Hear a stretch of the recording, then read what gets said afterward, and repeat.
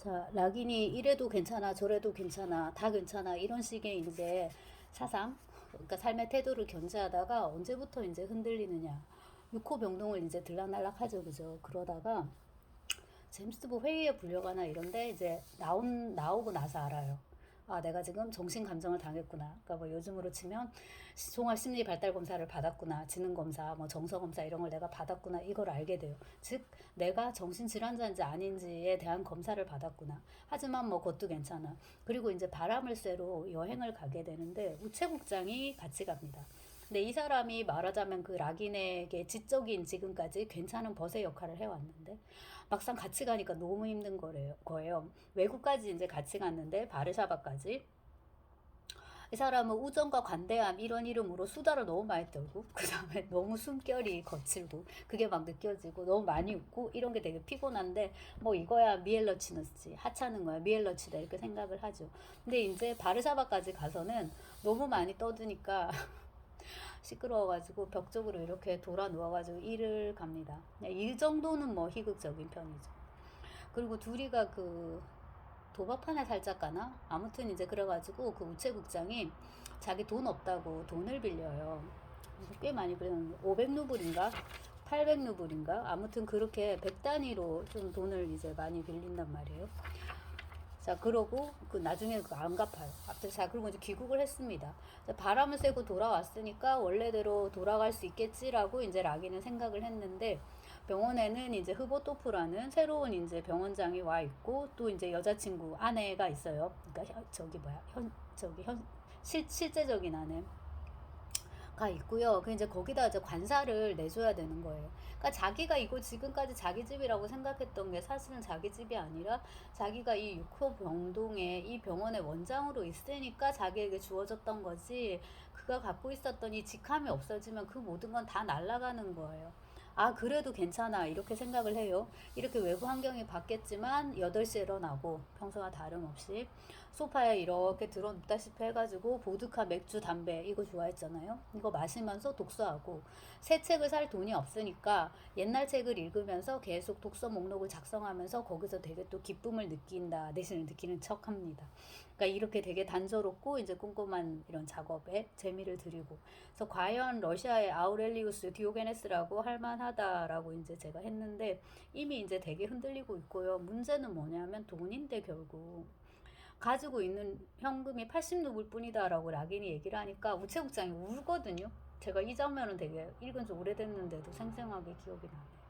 근데 이거가 내가 가진 돈이 현금 80루블밖에 없다는 거에 문제점을 그게 진짜 재앙인데 그걸 아직 락인은 몰라요. 근데 이제 우체국장은 알고 있는 거지. 자, 그 다음에 그러니까 결국 돈인데 연금을 타야 되는데요. 연금을 안 주는 거예요. 그래서 20년 동안 일을 했는데 연금이 없다는 사실에 되게 모욕감을 느끼면서 락인이 뭐라고 하냐면 그가 성실하게 근무하지 않은 것은 사실이지만 연금이란 성실하든 아니든 모든 근무자들이 차별 없이 받는 것 아닌가 할 말이 없습니다. 모두가 다 이렇게 생각하고 있죠. 근데 이제 더 무서운 건 뭐냐면 이 사람은 자기가 성실하게 근무하지 않은 것은 사실이다 이거를 인정을 하잖아요. 근데 대부분의 이제 이런 공무원 공직자, 준 이제 그런 공무원 공직자들은 자기는 굉장히 성실하게 일했다고 생각을 해요. 근데 왜 이거밖에 대가를 안 주느냐? 또 이게 참 문제인 것 같고요. 지금 이제 돈이 너무 없으니까 여행하는데 돈을 1,000루블이나 쓰다니 이 돈이 지금 있으면 얼마나 좋아 이런 생각이 든단 말이에요. 그렇게 자기는 힘든 상황인데 새 병원장이랑 우체국장이 수시로 방문을 합니다. 우정이라는 이름으로. 그때 그 락인이 물때가 자기를 덮치는 것 같은 느낌을 받습니다. 이게 그 사변적인 말이 넘쳐나는 6호실에서 심리 묘사가 가장 두드러지는 대목 중에 하나다라고 제가 이렇게 극찬을 했는데 이 부분이 되게 인상적이었는데요. 이거 제가 번역한 건데 우체국장에 와 있으면 안드레이 예피모비치는 이 사람은 락인입니다. 보통 얼굴을 벽 쪽으로 돌리고 소파에 누워 이를 갈면서 그의 말을 들었다. 그의 영혼에 켜켜이 물때가 쌓였고 나두슈이보 플라스담이 라질라스 낫기비 이렇게 하나 한 켠. 버스 한번 다녀갈 때마다 이 물때는 점점 더 높아져서 목구멍까지 치밀어 오는 것처럼 느꼈다. 그 다음에 안드레이 예프미치는 갑자기 물때가 목구멍까지 치밀어 오는 것을 느꼈다. 심장이 무섭도록 쿵쾅거렸다. 요런 모사가 두세 번씩 반복되거든요. 그 물때가 여러분 뭔지 아실 거예요. 이게 아주 뭔가 더러운 건 아니잖아요. 아주 혐오스럽고 이런 건 아니고, 또한 동시에 하루아침에 생기는 것도 아니에요. 시간을 두고서 이렇게 켜켜이, 그게 이제 이렇게 그 락인에 이렇게 이제 점점 이제 그 뭐야 좀 먹는 거고, 그 다음에 이제 이 사람도 아는 거잖아요. 내가 정신감정을 당했고, 이 정신감정이 유럽 갔다 오기 전에 당한 걸로 좀 기억을 하는데 후에 당한 거일 수도 있을 것 같아요. 지금 소설을 다시 안 읽었기 때문에. 아무튼 이제 그래서 저 사람들이 나를 정신질환자로 생각한다는 걸 알긴 알고 있습니다. 그럼에도 생각하기를 나의 병이라는 것은 오직 20년 동안 이 전 도시에서 단 한 명의 현명한 사람을 발견했다는 것 뿐이다. 그리고 하필이면 그 사람이 광인이라는 것 뿐이다. 라고 이제 생각을 하고, 지금 나는 출구 없는 마법에 걸린 원에 빠졌을 뿐이니까 아무래도 상관없고 모든 거를 다 할 준비가 돼 있다. 이렇게 말을 합니다. 자칼도반니 크루크라고 이거 대학원에서 수업 들으면서 굉장히 열심히 외웠던 어근데요. 마법에 걸린 원, 뭐 그런 지역이라고 생각해도 되고, 그 다음에 아무래도 상관없다. 시오라브누. 이거는 되게 일상적으로도 많이 쓰는 표현이에요. 그럼에도 불구하고 이런 식의 의미로도 쓰이고, 뭐 괜찮아, 아무거나 상관없어. 이렇게 이제 쓰는데, 여기서는 이제 그 앞선 동영상에서 찍은 아우렐리우스의 철학을 락인이 자기식으로 해석한 것의 이제 러시아식 버전이라고 할 수 있겠죠. 아무래도 상관없어. 이렇게.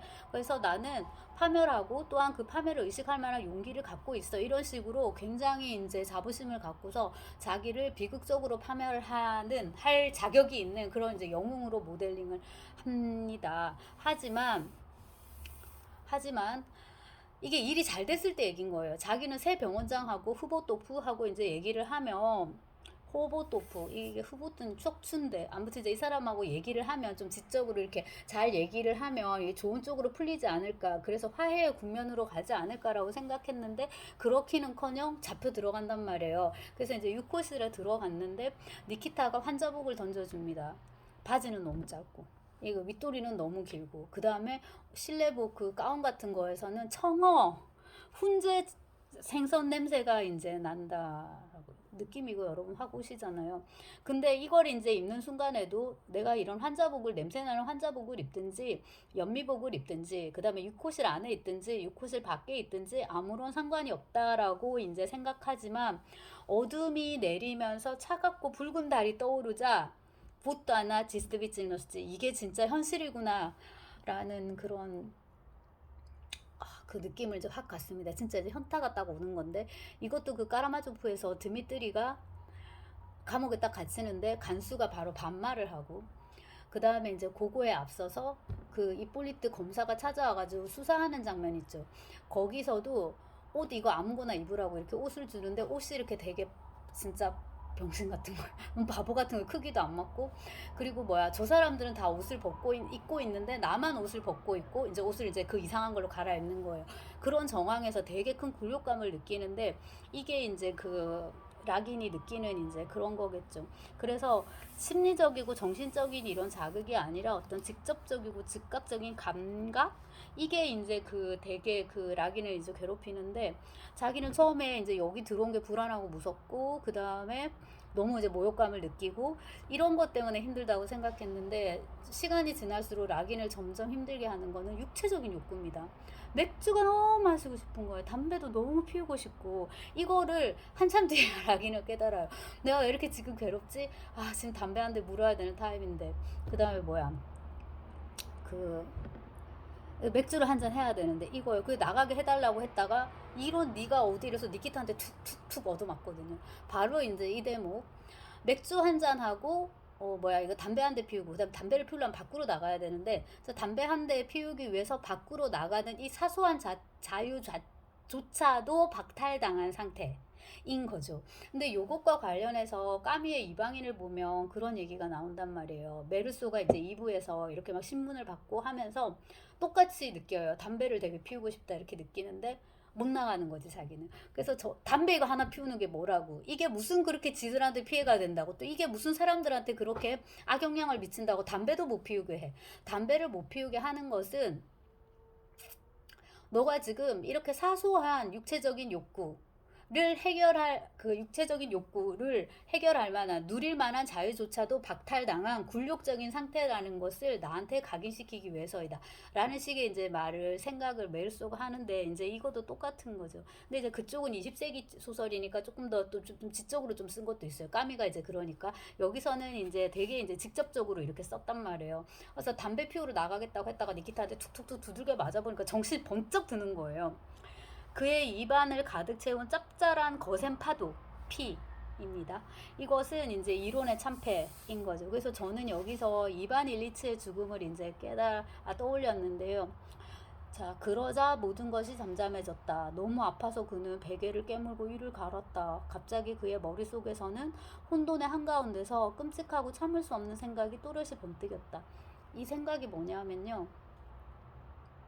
정확히 이런 고통을 지금 달빛을 받아 검은 그림자처럼 보이는 저 사람들은 해마다 하루하루 겪어왔음이 분명하다는 생각이 들었다라고.